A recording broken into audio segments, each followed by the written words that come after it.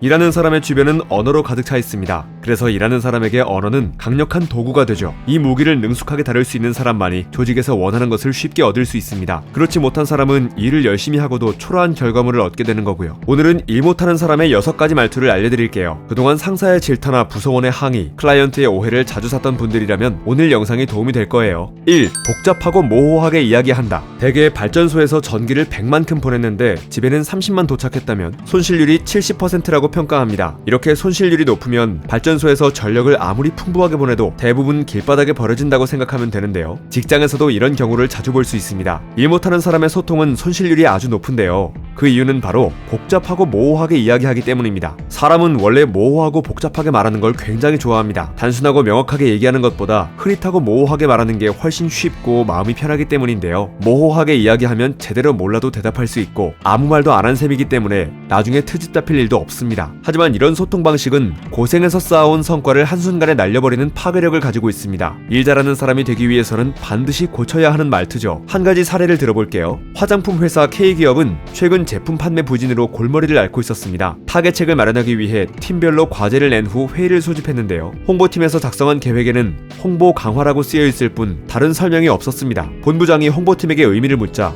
홍보팀장은 이렇게 말했죠. 홍보를 좀 더 적극적으로 하겠다는 의미입니다. 온오프라인 모두 신경 쓰고 소비자 반응도 체크해보고요. 젊은 층에 좀 더 어필할 홍보 전략을 짜고 있습니다. 홍보팀장의 말을 듣고 어떤 생각이 드셨나요? 사실 홍보팀장의 말만 듣고는 무엇을 하겠다는 건지 알 수 없습니다. 실제로도 제대로 된 계획이 없을 가능성이 크죠. 만약 계획이 멀쩡하게 있는 사람이라면 더 큰 문제고요. 홍보 강화는 대답이 아닙니다. 세일즈 매니저가 매출 증대, 경영자가 회사 성장, 학생이 성적 상승을 하겠다고 얘기하는 게 대답이 안 되는 것과 마찬가지죠. 따라서 다음과 같이 구체적인 실행 계획을 말해야 합니다. 젊은 층에 좀 더 어필할 홍보 전략을 짜려고 합니다. C제품의 주요 타깃은 20, 30대인데 이 제품에 대한 인지도가 현저히 떨어진다고 나왔어요. 그래서 온라인으로는 웹툰 형식의 시리즈 광고를 한 달 동안 하고 오프라인으로는 복합 쇼핑몰에 팝업 체험존을 운영할 생각입니다. 일 잘하는 사람은 숫자를 즐겨 사용합니다. 상황을 수치화하여 표현하는 능력이 뛰어나죠. 저렇게 똑똑하게 얘기하는 비결이 뭐지라는 감탄이 나오는 사람들은 대부분 숫자를 영리하게 사용하고 있습니다. 여기서 상황을 수치화하여 말한다는 건 부사나 형용사 대신 숫자를 활용한다는 건데요. 곧 최선을 다해, 상당히, 꽤, 한동안, 열심히와 같은 추상적인 단어 대신 숫자를 말하는 것입니다. 많이 대신 15%, 한동안 대신 3개월, 최선을 다해서 대신 1억 원을 투입하여와 같이요. 설명하는 대상이 상대방의 머릿속에 뚜렷하게 그려지도록 말하는 거죠. 모호하게 말하면 복잡하고 자세하게 설명해도 모호할 수밖에 없습니다. 그리고 이렇게 모호하게 이야기하는 건 많은 기회를 놓치게 하는 나쁜 습관이죠. 이제부터는 명확하고 구체적으로 이야기하세요. 말 한마디만으로도 당신은 일 잘하는 사람으로 평가받을 것입니다. 2.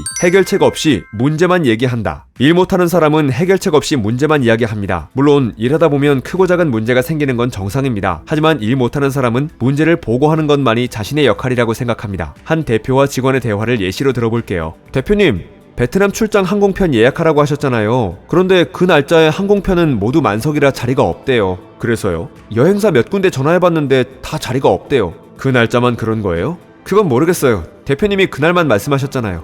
여기서 직원의 문제가 보이시나요? 대표에게 문제를 즉각 보고하긴 했지만 그 다음이 없습니다. 자신의 역할은 문제를 전달하면 끝이라고 생각하는 태도죠. 베트남행 항공편이 만석이라면 그에 대한 해결책을 찾아 함께 제시해야 합니다. 이번에는 일 잘하는 직원의 보고를 한번 살펴보세요. 대표님, 베트남 출장 항공편 관련해서 상의드리려고 합니다. 말씀하신 날짜에는 모든 항공편이 만석이라서 다른 방법을 선택하셔야 할 것 같아요. 첫 번째는 이틀 먼저 가시는 일정이에요. 전날도 자리가 없거든요. 자리가 가능한 시간대는 총 3개인데 여기 적어놓았습니다. 두 번째는 경유로 가시는 일정이에요. 말씀하신 날짜에 출발과 도착은 가능하지만 비행시간이 원래보다 8시간까지 늘어납니다. 여기에 출발과 도착 시간을 적어놓았습니다. 어떤가요? 그러면 대표는 선택지를 보며 판단을 내릴 수 있겠죠. 직원이 제시한 2가지 대안 중에 선택할 수도 있고 제3의 안을 지시할 수도 있습니다. 하지만 리더 입장에서는 문제만 던져주고 가는 담당자와 대안을 가져오는 담당자의 차이가 정말 크다는 걸 알 수 있습니다. 그러니 앞으로는 문제를 이야기할 때는 자신의 의견도 덧붙여보세요. 만약 책임이 따르는 게 두렵다면 마법의 문장을 추가해보세요. 물론 이건 제 의견입니다. 최종 결정은 말씀해주시는 대로 따르겠습니다. 꼭 정답이 아니어도 좋습니다. 적어도 해결책을 찾으려고 고민한 흔적은 보여주세요. 그것만으로도 일 못하는 사람에서 일 잘하는 사람으로 바뀔 수 있습니다. 3. 미괄식으로 얘기한다. 일 못하는 사람은 핵심 메시지를 가장 마지막에 이야기합니다. 먼저 최상무와 김 과장의 대화를 살펴볼게요. 다음은 최상무의 방에 들어온 김 과장이 조심스레 꺼낸 말입니다.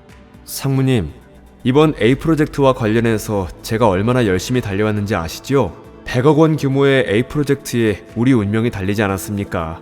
저희 팀 모두 3개월 넘게 주말도 없이 일했습니다. 그 결과 우리 제안서는 회장님이 다른 팀이 참고하라고 지시할 정도로 훌륭했죠. 과연 다음에 나올 얘기는 무엇일까요? 잠깐 영상을 멈추고 고민해보시고 번호를 골라보세요. 1. 그래서 마침내 저희가 그 계약을 따냈습니다. 2. 그런데 아직 협의 중이라 이번 달까지 답변 주기 어렵답니다. 3. 그런데 다른 회사와 계약하기로 했답니다.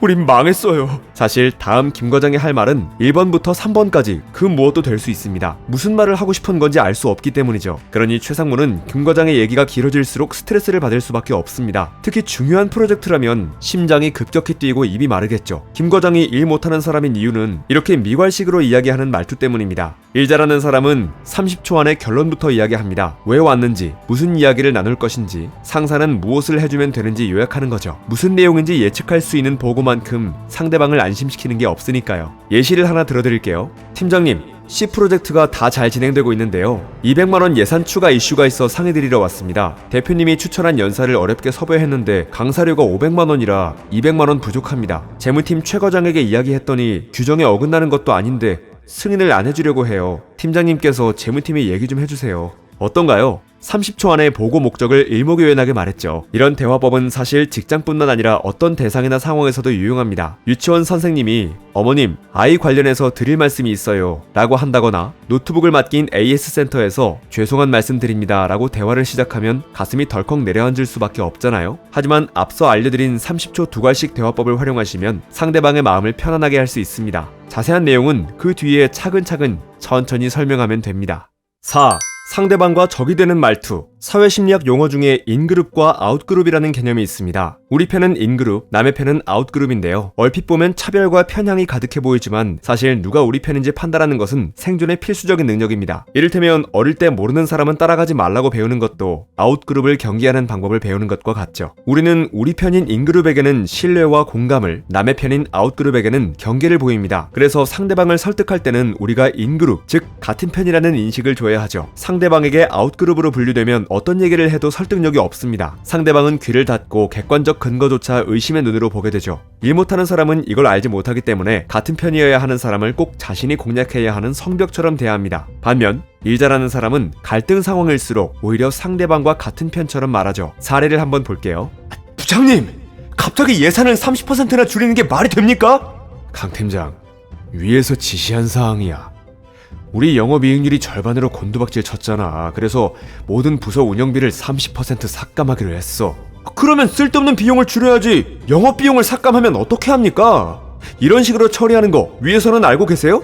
만약 위에서 그랬다고 하더라도 재무팀에서 강력하게 말해야지. 일괄 30% 삭감이라니요. 여기서 보면 강 팀장은 자신의 부서를 피해자, 부장을 생각도 없이 위에서 시키는 대로 직원들을 괴롭히는 사람처럼 말하고 있습니다. 부장을 자신과는 다른 편, 특히 악당으로 취급한 거죠. 강 팀장이 여기서 원하는 것을 얻을 확률은 거의 없습니다. 원하는 것을 얻으려면 상대방과 같은 편이 되어야죠. 비난하기 전에 먼저 상대방의 입장을 생각해보는 것도 좋습니다. 예산을 30%나 삭감한다고 전달하는 사람의 기분도 좋을 리는 없으니까요. 위에서 시키니까 거센 항의와 비난을 꾹 참으면서 하는 거죠. 재무팀도 힘들겠다고 공감해주고 우리 팀 예산 절감 계획서는 잘 작성해보겠다며 안심시켜주면서 상대를 같은 편으로 만드는 게 중요합니다. 당연히 비난하러 왔겠거니 예상했던 상대방의 얼굴이 풀어지는 듯하면 조심스레 요구사항이나 절충안을 내밀면 성공률이 훨씬 높아집니다. 상대방은 공략해야 하는 대상이 아닙니다. 당신이 그런 태도를 보이는 순간 상대방은 100% 알아차리고 경계태세에 들어가죠. 상대방과 한편이 되어 공통의 악당을 해결해야 하는 동지라는 점을 알려줘야 합니다. 꼭 기억하세요. 설득의 성공과 실패는 우리가 같은 편임을 얼마나 잘 보여주느냐에 달려있습니다.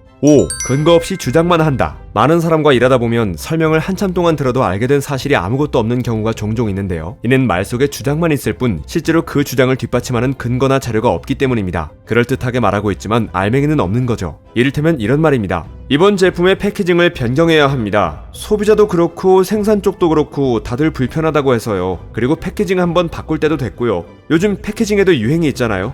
기존 패키징 방식이 어떻게 불편했는지, 패키징 유행은 뭔지, 지금 패키징이 유행에 뒤처진다는 근거는 무엇인지 하나도 알 수 없습니다. 패키징을 바꾸려면 돈이 들기 때문에 이런 근거를 알아야만 제대로 바꿀 수 있는데도 말이죠. 누가 보면 괜찮은 주장을 하는 것 같으면서도 자세히 들여다보면 아무 의미 없는 말과 같습니다. 일 잘하는 사람은 힘 있는 메시지만을 전달합니다. 주장과 함께 일하는 사람을 안심시킬 수 있는 근거를 말하는 거죠. 여기에는 한 가지 중요한 기법이 적용되는데요. 바로 프렙 기법입니다. 주장, 포인트, A라고 생각합니다. 이유, reason. 왜냐하면 B라는 이유가 있기 때문입니다. 근거, example. 예를 들면 C라는 사례와 예시가 있습니다. 주장 강조, 포인트. 그래서 저는 A를 주장합니다. 프렙 기법은 주장, 이유, 근거, 주장의 프레임인데요. 상대방을 설득하는 경우라면 언제 어디서든 적용할 수 있기 때문에 단순하지만 강력한 규칙입니다. 그래서 미국 하버드대 등 다양한 교육기관에서는 근거를 뒷받침해서 주장을 내세우는 방식으로 이 기법을 오랫동안 가르치고 훈련시키죠. 하지만 이 기법을 적용할 때 주의해야 할 사항이 있어요. 프렙에 맞춰서 이야기했다고 상대방이 무조건 고개를 끄덕이는 건 아닙니다. 오히려 반감을 보이며 거절할 수도 있죠. 상대방의 마음을 상하게 하는 잘못된 프렙을 알려드릴게요. 체육대회 대신 다른 방식을 도입했으면 합니다. 왜냐하면 직원들이 체육대회를 너무 싫어합니다. 어떻게든 빠지려고 휴가 쓰는 직원도 있고요. 단합에 도움도 안 되고요. 그러니 체육대회 대신 칵테일 파티 등으로 바꾸면 좋겠습니다. 정확하게 주장, 이유, 근거, 주장의 프레임으로 말했지만 느낌은 어떤가요? 상대방은 대놓고 자신을 비난하는 거라고 느낄 것입니다. 프렙 기법은 논리에 기반하지만 상대방의 감정과 입장도 역시 고려해야 더 강력한 힘을 얻게 됩니다. 앞선 사례라면 오랫동안 체육대회를 고수하며 준비해온 사측의 입장도 생각하면서 말해야 하는 거죠. 이렇게 말이죠. 체육대회 대신 다른 방식을 도입했으면 합니다. 왜냐하면 지금은 운동신경 좋은 일부 직원 위주로만 진행되고 있기 때문입니다. 조사해봤더니 드레스 코드를 재치있게 맞춘 칵테일 파티나 우수사원 시상식 등으로 바꾸니 임직원 모두 적극적으로 참여하고 만족도도 높아졌다고 합니다. 그러니 올해는 새로운 방식으로 시도해보면 어떨까요? 어떤가요? 저절로 고개가 끄덕여지지 않나요? 논리적이면서도 반감이 들지 않습니다. 객관적이면서도 상대방의 마음을 움직일 수 있는 근거를 말해주었기 때문입니다. 만약 일 잘하는 사람이 되고 싶다면 근거 없이 주장만 하는 대신 상대방을 배려한 프렙 기법으로 말해보세요. 결과가 분명 달라질 것입니다. 6.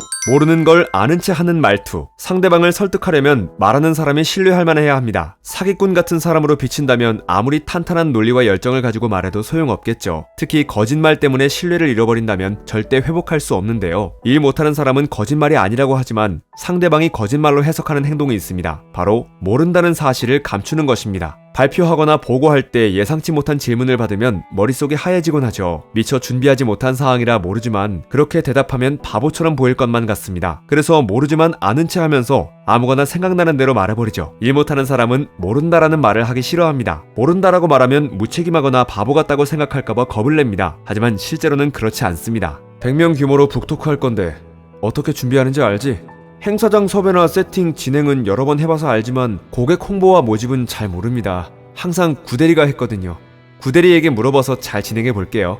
어떤가요? 모른다고 말하는 사람이 한심하게 여겨지거나 화가 나나요? 그렇지 않습니다. 확실하게 모를 땐 모른다고 얘기하고 확인한 다음 대답해주겠다는 사람은 오히려 꼼꼼하다는 인상을 줍니다. 앞선 대화처럼 아는 것과 모르는 것을 확실하게 구분할수록 더욱 좋습니다. 일 잘하는 사람은 이렇게 모르는 걸 아는 것처럼 말하지 않습니다. 모른다고 솔직하게 말하지 않는 사람과 일하는 건 큰 부담입니다. 차라리 처음부터 모른다고 하면 다른 사람에게 물어보든지 방법을 가르쳐주든지 할 테니까요. 모른다라고 말하는 스트레스 못지않게 상대방이 아는지 모르는지 알 수 없는 스트레스도 크다는 걸 알아야 합니다.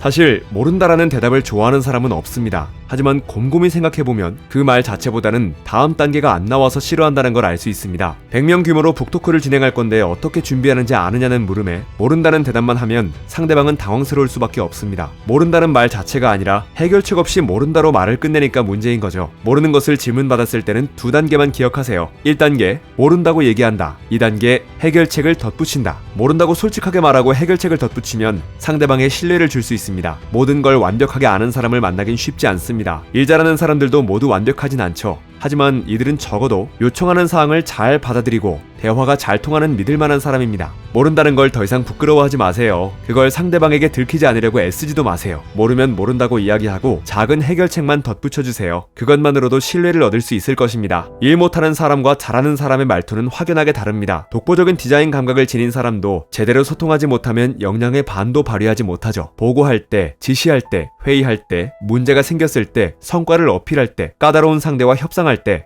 일 잘하는 사람의 6가지 말투를 기억하세요. 당신도 상위 0.1%가 될 수 있을 것입니다.